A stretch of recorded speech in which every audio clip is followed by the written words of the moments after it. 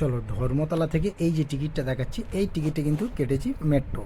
আর এই ধর্মতলা থেকে আমি যাব হাওড়া ময়দান। তো এখন চলো ভিতরে যাই। এইটা দেখেছি, দেখো সামনে নেমে এখান থেকে যাচ্ছি, সামনে কিন্তু স্টেশনের ভিতরে ঢুকে গিয়েছি। হ্যাঁ, হাওড়া ময়দান গিয়ে আপনাদেরকে পুরো দেখাবো। ওখানে কিন্তু বারবিকিউ নেশন আছে, ওখানে গিয়ে খাওয়া দাওয়া করে দেখো। এই স্টেশনে ঢুকে গেছি, যাক স্টেশনে এসে গেলাম ভিতরে। হ্যাঁ, এবার আপনাদেরকে দেখাচ্ছি। দেখুন, এই স্টেশন থেকে বেরিয়ে এই সামনটা কিন্তু ভিতরে কিন্তু ভিডিও বানাতে দিচ্ছে না, জাস্ট একটু তোমাদেরকে দেখিয়ে দিচ্ছি। হ্যাঁ, এটা কিন্তু হাওড়া ময়দানের বারপিটটা। যাক স্টেশন থেকে বেরিয়ে এসে আপনাদেরকে দেখাচ্ছি। এই সামনে কিন্তু এটা হলো বাস স্ট্যান্ডে আমি দাঁড়িয়ে আছি, এই পিছনটা বাস স্ট্যান্ডে রয়েছে। হ্যাঁ, বাস স্ট্যান্ডে বারবিকিউ নেশনটা এই একটু আগে এই বারবিকিউ নেশনটা রয়েছে, ঠিক আছে। আর ওখানে গিয়ে আপনাদেরকে দেখাবো ভিতরে গিয়ে কী কী খাবার আছে বা কী আছে, কত টাকা টিকিট নেয়, প্রাইসটা কত, সেসব সমস্ত আপনাদেরকে দেখাবো, ঠিক আছে, সামনে। আর একটু একটু আগে গেলে এই সামনে বারবিকিউ নেশনটা তো দেখতে পাচ্ছেন। হ্যাঁ, এখানে কিন্তু সামনে বাস স্ট্যান্ড রয়েছে, এদিকেই বাস স্ট্যান্ড রয়েছে, সামনে স্ট্যাচকি স্ট্যান্ড রয়েছে। আপনারা শিয়ালদা থেকে স্ট্যাচকি বা বাসেও আসতে পারবেন।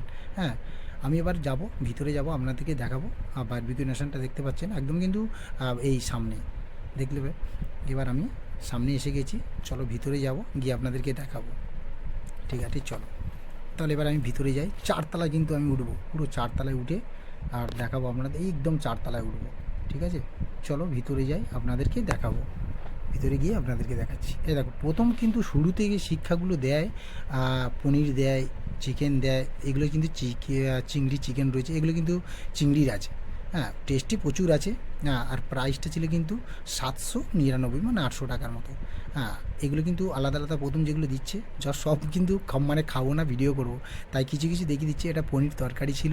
আর একটু খাওয়ার পরে কিন্তু ওপরে উঠে যাওয়ার পরে দেখবে একদম পুরো সাজিয়ে রেখেছে, এটা মাছ রয়েছে, সব খুলে খুলে একটু টেস্ট দেখে নিচ্ছি। এখানে কিন্তু সমস্ত কিছু কিন্তু সাজিয়ে রেখে দিয়েছে। হ্যাঁ, যেটা খুশি আপনারা খেতে পারবেন। এখানে কিন্তু সব কিছু দেখছি, ও সত্যি অসাধারণ। এখানে সাদা ভাত রয়েছে, মাছের দাগাগুলো একটু আলাদা ছিল। হ্যাঁ, দুটো মাছ নিয়েছি, খেয়েছি, খুব মানে বেশ, দেখলেন তো, এ দেখুন। আর এবার নিয়েছি খাসির মাংস, ওহ সেই স্বাদ, সত্যি খুব সুন্দর।